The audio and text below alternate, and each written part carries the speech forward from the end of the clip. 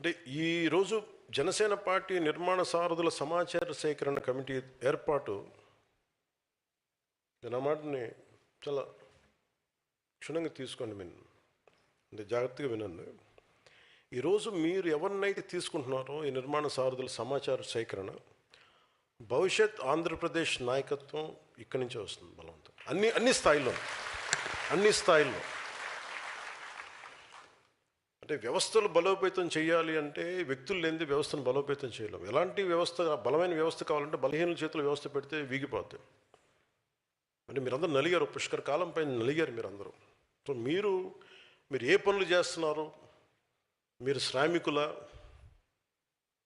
మీరు ఏ పని చేస్తారు నాకు అది మీ దేశానికి పనికొచ్చే ఒక బలమైన రిసోర్సా లేదని చూస్తాను, అంతే చూస్తున్నాను మిమ్మల్ని. ఇలాగా మీరు మీకు బాధ్యతలు అప్పచెప్పే ఇవన్నీ కూడా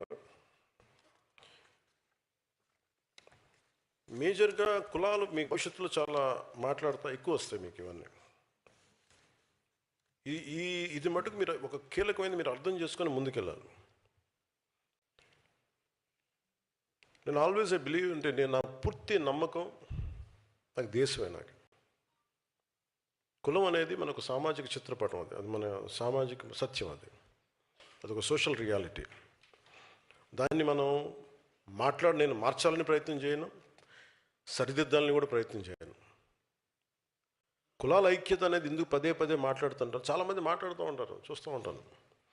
పవన్ కళ్యాణ్ నుంచి కులాల గురించి తెగ మాట్లాడతాడు అందరినీ. అంటే నేను చెప్పాను, నేను ఎప్పుడు కులం కార్డు తీసుకుని నేను ఎప్పుడు పాలిటిక్స్ చేయను కూడా భవిష్యత్తులో. నేను రాష్ట్రం బాగుండాలి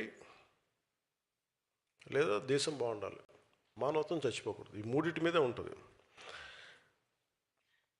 కులం ఎప్పుడు కూడా ఇంటి గడప లోపల ఆగిపోవాలి, నేను కోరుకునేది అదే. గడప దాటామా మన సంస్కృతి, మన భాష, మన ధర్మాలు అవి బాధ్యత అవ్వాలి. ఇంకొక 10 అడుగులు వేసామా మానవత్వం, దేశమే గుర్తుకుండాలి. ఇవి తప్ప నాకు కులాలని గురించి వీటి గురించి మాట్లాడడం ఎందుకు మాట్లాడతానంటే, మిగతా వాళ్ళు స్థాయి తగ్గిపోయి దిగజారుడుతనంగా ఇంకా మాట్లాడటం ప్రారంభించిన తర్వాత కరెక్ట్ చేయాలనిపించింది. జబ్బుని గుర్తించి జబ్బు కోసం మాట్లాడేవాడు, ఇది ఇబ్బందిగా ఉంది కూర్చోబెట్టి ఎందుకు మాట్లాడుతున్నానంటే ప్రతి ప్రదేశాల్లో అంటే మీరు తీసుకెళ్లాల్సిన మెసేజ్ కూడా కింద స్థాయిలకి, మన క్షేత్రస్థాయికి నా కోరిక, ఈ దేశంలో ఒక రోజున ఒక బీసీ హాస్టల్ అని కానీ, ఎస్సీ హాస్టల్ అని కానీ, ఎస్టీ హాస్టల్ అని కాకుండా పిల్లలందరికీ ఒకటే హాస్టల్ ఉండాలి, అలాంటి పరిస్థితి నేను కోరుకుంటున్నాను. నా కోరిక అంటే ప్రభుత్వాలే సంవత్సరాలుగా, దశాబ్దాలుగా పిల్లలు, మనం చిన్నప్పుడు మీరు ఊహించండి, మీరు ఒకసారి వెనక్కి వెళ్ళి చూడండి, మనం ఆడుకునేటప్పుడు, మన స్కూల్కి వెళ్ళేటప్పుడు మన ఫ్రెండ్స్ ఎవరు, మనం ఎప్పుడు ఆలోచించు. ఓట్లకి రాగానే అన్న ఆ వీధిలో అన్న మన దళిత సోదరులు అన్న నమస్కారం పెట్టండి అన్న ఇటు వెళ్ళన్నా మన కాపు సోదరులు అన్న ఇటు దండం పెట్టండి అన్న అటు మన విశ్వకర్మ సామాజిక వర్గం అన్న ఆ సోదరులకు దండం పెట్టి అన్నీ విడగొట్టి మాట నాకు చిరాకు ఉంటుంది ఒకసారి వినటానికి. అదే నేను కులాలను బేస్ చేసుకుని నేను లేను. మేము రాజకీయం అంతా అలాగే నడుస్తే నాకు తెలియదు, కానీ ఎవరో ఒకరు ఎక్కడో చోట ప్రయత్నం అయితే మొదలు పెట్టాలి.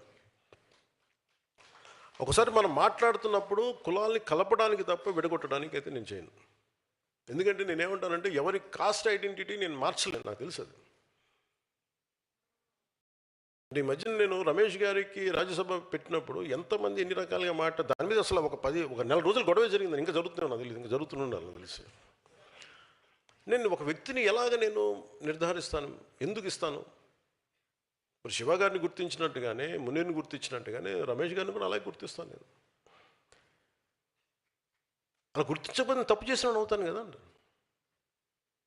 అంటే నువ్వు కూర్చోబెట్టి ఇప్పుడు నిజంగా మనతో పాటు ఒక 10 మంది ఉండి ఆయనతో సరిసమానంగా కొద్దిమంది ఉండి అలాగే పనిచేసి వాళ్ళెవరూ లేకుండా ఆయన ఒక్కరికి ఇచ్చామంటే అర్థం ఉంది. అందరూ వెళ్ళిపోయిన తర్వాత ఆయనకిస్తే ఇప్పుడు బాధపడే ప్రయోజనం ఏంటంటారు? సో ఇది